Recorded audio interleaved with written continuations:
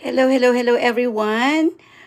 Magandang buhay, mabuting tao. This is your AI. So, let's twist my usual na ginagawa. This time, kayo ang magbibigay ng word. Okay? Kung ano yung binigyan ko ng acronym.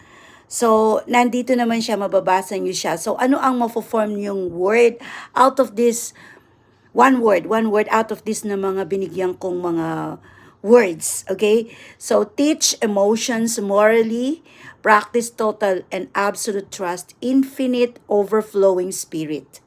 Okay. So, in the Bible, you will see that, you will be able to read that in Matthew, especially Matthew 4 verse 1 to 4. I think, Matthew. I read that even Jesus Christ, hindi po siya naging excuse sa panunukso ng kalaban.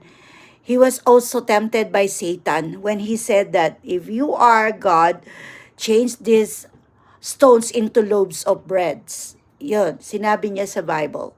So, na-challenge din siya ni Satan. But, ang sinagot lang ni Jesus Christ is, according to the scripture, a person can't live on bread alone, but on every word that God speaks. In Matthew 4, chapter 4, verses 4. And that is true. Kaya nga, we need to, if we are feeding our physical body, kailangan din nating pakainin ng ating spiritual. In what way? Yan. Aside from, of course, when you are doing the commandment of the Lord, thou shalt keep the Sabbath day, nagsisimba ka. Through that, whatever your religion is and denomination is, nakakarinig ka ng Word of God. So, you are giving nourishment to your spirit. But then, meron po tayong dapat gawin. Na dati, winawalang bahala natin, no? But we have to also give, you will gain a lot of wisdom if you are reading a Bible, reading your Bible. Every day, even isang verse, dalawang verse, or tatlong verse. And meron tayo dapat na alam ng mga Bible verses. And, if we keep on reading the Word of God, we will be away from this.